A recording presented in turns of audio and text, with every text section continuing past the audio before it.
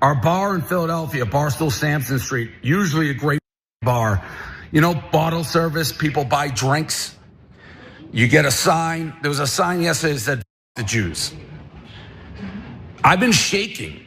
I've been so mad for the last 2 hours. Like, I instantly got on. This is why the emergency press conference was late, because I was so over the top. It's like, I'm going to make it my life mission to ruin these people. Like, I'm coming to your throat. I'm never ending. That's Dave Portnoy from Barstool Sports. Philadelphia police are now investigating an anti-Semitic incident that happened at the Barstool Sports bar. It's a sports bar in Philadelphia over the weekend. In a video posted to Instagram, a bottle service worker was seen holding a sign that said "F the Jews," which were apparently ordered, and these drinks were apparently ordered by at least one Temple University student, Temple in Philadelphia, who was seen repeating the phrase multiple times in the video. Cenk, I'll come to you in a second, but let's first hear more from Dave Portnoy, who, as you saw, was sort of on a warpath there after he heard of what happened. For the last 2 hours, I have been on the trail. Trust me, I've been on the trail. You think I'm gonna put up with this at my bar? So I've been hunting down waitresses, the table who did it, and everything you can name, because I want consequences for actions. So I'm not just sitting back like, oh, what are you gonna know? Trust me, I have been on it. I believe the two waitresses responsible for the table already fired. I talked to one of them, one of the dumbest humans I've ever talked to in my life. She's at a dance recital. She's like, can I call you back in 20? No, honey, you can't. This is your one chance to talk to me. Idiot, total idiot. I've talked to one of the two guys who did it. He's like, I'm not anti-Semitic. He's basically crying to me. And I'm just like, I don't buy it for a second. Who the would do that sign in my bar? Yeah, Dave Portnoy very upset about this. I tend to like Dave Portnoy because I like pizza and hockey, and so does he. But I don't really. I mean, I tend not to like him, even though he does. He likes pizza and hockey. But Cenk, about this very serious thing that happened at his bar in Philly, what do you make of it? Stupid, immoral, counterproductive. What do you? Look, I don't know what the people are thinking, because I don't know why he wants to put out this statement, the people who did it, right? But how does it help? Oh, so we're supposed to hate each other and that helps? So I'm pausing because I don't know if they had some sort of, Israel and Gaza are in the news so much, if that's what influenced it or not, or if they just randomly hate the Jews, right? Which is very possible. Well, both are deplorable. I mean, there's no, the first isn't any better than the second. Yeah, that's what I'm getting at. Yeah. So, which is, if it was about Israel and Gaza and you think you're helping, you're definitely not helping. You're definitely hurting, okay? Because the more we hate each other, the more war there is. The way you get to peace is by not hating each other. And if you think, okay, and think this through, if you were in that camp, right? And we don't know, it might be just a random anti-Semite, okay? So if you're in that camp and you think, okay, if I make Jewish people really scared and worried about their safety, I bet what happens next? They'll pull back from Gaza? No, if they're worried about their safety, well, whether it's folks here or in Israel, or supporters of Israel here or in Israel itself, they'll do more war, not less war. They'll dig in more, not less. So, okay, and that's even if they had any political motive at all, right? And so ironically, the one thing I hate is the hate itself. So we're gonna rip each other apart. This doesn't help at all in any way, shape, or form. I 100% get where Portnoy's coming from. I'd be enraged. He's right to be enraged. And then I thought he had kind of an interesting resolution to this, which I commend him for. So let's talk about that, and then I'm curious what you think about it. Yeah, and the difference is like when you first hear something, if you're Dave Portnoy and you just heard about that in your bar and you're Jewish and you're allowed to be enraged, and that's why they say, and then cooler heads prevailed. There's nothing, if you're offended by his reaction there, he was angry, and he was angry at those people, and he was offended, and all of that. But then you can't be offended at his reaction. That's crazy. Yeah, but I mean, some people, think that his tirade was out of line because of the way he delivered it. Not, but I got you. Yeah. But and if you're saying, oh, I can't believe he's targeting waitresses or whatever. Yeah, but it's not a random. But waitress. he also said ruin their lives and make sure, that sort of thing. But he didn't do that. So but he did. Yeah, exactly. He didn't, and it's words. I mean, don't parse it like that. So far, 2 waitresses have been fired for the incident, and at least one of the students involved has been placed on interim suspension with Temple University. There's one person tagged in the original video, but Portnoy confirmed he wasn't involved, nor was he at the bar. The Division of Student Affairs is investigating. This is from Temple, and the school said, or this is from NBC about Temple, is investigating. The school said that anyone else found to have been involved will face strict disciplinary action, including possible expulsion. Kappa Delta Rho issued a statement stating that the unnamed student is a fraternity member and they are investigating the incident. Now, we just saw how mad Portnoy, who I said is Jewish himself, was in this initial video, and the cooler heads prevailing thing then happened. His demeanor drastically changed in his second emergency press conference. The more I thought about it, it's like these are young morons who did this. They're drunk. It's like, do you really want to ruin somebody's life? And let me be honest. I don't know what's going on in the world. I do, the Middle East, obviously, but I've been doing Barstool for 20 years. I've had more hate, more anti-Semitism in the last year and a half than I've ever had doing it. And whether people, it's like Kanye, the UFC guy, it's like mainstream lunatics. And I'm not talking about politics or what's going on in the Middle East, just hating groups of people. You hate my parents, you hate my grandparents, like that, it's crazy.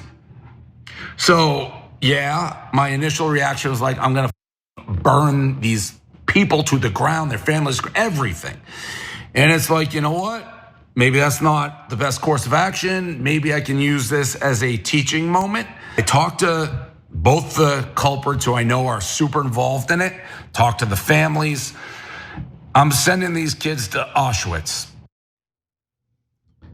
So it's interesting, obviously, we just talked about how there was that kind of change of tone, a change in tone and idea that happened. And the one thing about Barstool Sports and the fact that Dave Portnoy has such an enormous platform is that he probably in that moment realized that he could use the platform for good in an instance like this. And he can talk to these kids and send them to Auschwitz to learn about what it means when you say something like F the Jews, or you put that and you print it and you put it out there. He explained he doesn't want these individuals lives to be ruined. Hopefully this can be a learning experience for them. Cenk, what do you think of the turnaround he made? I like it a lot. So first of all, he fired the waitresses, but they work for him and they apparently aided and abetted this. And so if somebody worked for me and they said F the Muslims, okay, I would probably look into firing them. If they said F the Jews, I would look into firing them. If they said F the blacks, I would look into firing them, right? That makes sense. They work for you, they're doing something bad and wrong. What if they said F Dave Kohler? No. Dave's one of our co-founders, a wonderful guy. And so now, but for the guys that were involved, instead of doing what everyone always does, some version of cancel culture, but that would be justified here, right? But instead of doing that, which is even when it's justified, he said, no, why don't I'm gonna turn it into a learning experience and go to Auschwitz, see what we went through, et cetera. That's beautiful. I think that's a great way to go. So I appreciate that he did that. Now, that's the story, right? And so when this story, clear cut, Dave is right, and I think he handled it in a beautiful way. The people who did that are 100% wrong, can't stand anti-Semitism. So that's clear. Now, he mentioned something else in the video that I want to do as a discussion, Michael. He said, I've seen more anti-Semitism in the last year than I have in 20 years. Yeah, me too. Whether it's videos we're seeing in the world or just all the things that are happening. Okay? In my life, for me, it's in my life. It's not just the last 20 years. Yeah. It's in my life. So I asked the Orthodox guy that I know, and I said, look, anti-Semitism's on the rise, and I wish I could talk to the Jewish American community at large. That's not a thing that exists, and there is no platform to talk to them, etc. But the number one thing I'd say is please stop in Gaza, please. That's what's driving the anti-Semitism. I know a Jewish student at Temple. Please stop, okay? And he had a curious answer. He said, look, I'm religious. I think that's our role. And I know anti-Semitism is going up and I don't mind. I'm like, well, I mind. I have Jewish family and friends, I mind, right? So, but a lot of people will take offense and say, oh no, you can't, you can't connect those two things. Well, you can, because it was the catalyst to the rise in anti-Semitism. I mean, the shocking thing for me as a Jewish person is that how close to the surface, this is what I didn't realize, how close to the surface anti-Semitism dwells, that you just have to tap it a little bit and have it explode and then be facilitated by things. And I'm not saying that Gaza was tapping it a little bit, but a Jewish person walking down the street in Tucson, Arizona has zero, presumably, to do with what's going on in Gaza. And so when you say, stop it, and I appreciate what you're saying, and I think a lot of American Jews want it to stop. Many of them do, and I don't think many of them are like your Orthodox friend in that they are so powerfully religious that they think of Israel as a religious mission. I think that they just want to see the bloodshed stop.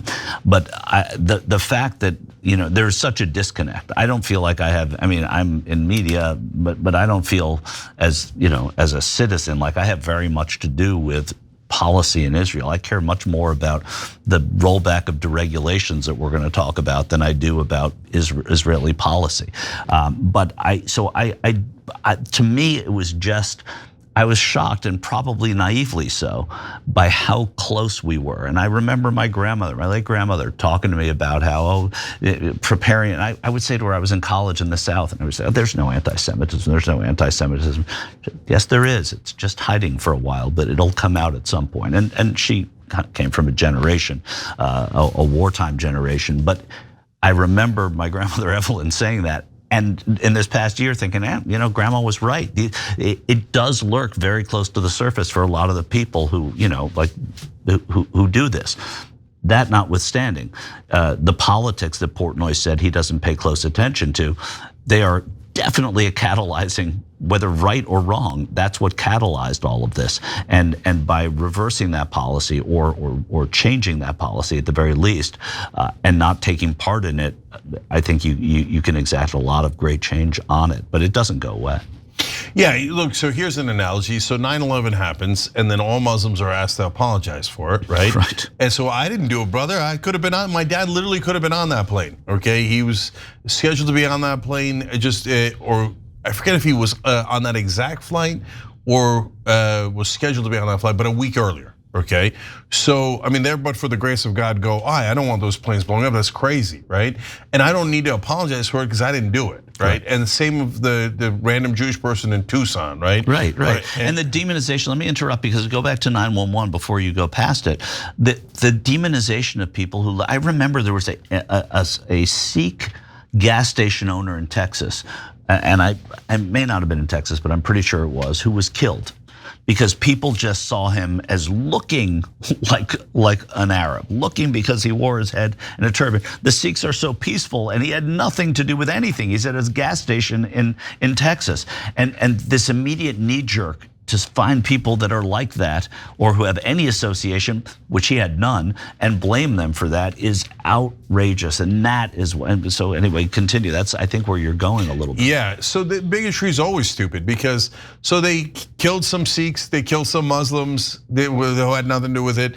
Now Portnoy's bar is getting defaced and other people are getting attacked who had nothing to do with it. It's always dumb. Then there's some idiot shoots up a car in Miami, I think it was, thinking, they look Palestinian. It turns out they were Israelis. So he literally shot at Israelis on behalf of Israel. Like that's how dumb bigotry is, right? So on all sides. So don't punish the individuals. Do not think of it in terms of religion. Okay, so at the same time, for God's sake, like we all have to exert as much influence as we have to get Israel to stop, because it is driving up anti-Semitism. Whether it's you think it was surface deep or a little deeper, whether you think that you had to scratch a little bit or a lot to get there, we got there. So now anti-Semitism is definitely on the rise, and Netanyahu's pouring buckets full of fuel on that fire. And every time he says, like he did today, oh, we're gonna ethnically cleanse the Palestinians and we're gonna drive them out of Gaza and we're gonna take all of Gaza. And I'm in my 3rd month of the starvation campaign. He comes in with a giant bucket of fuel and throws it on the fire, right? And so for God's sake, stop, right? I'm not blaming you, like if you're a supporter of Israel right now, you're not morally responsible. No one should attack you, just like no one should have attacked me after 9/11. So I don't want you to conflate those two things, right?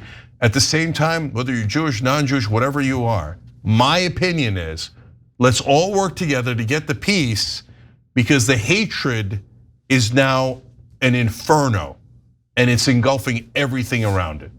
That's my sense of it.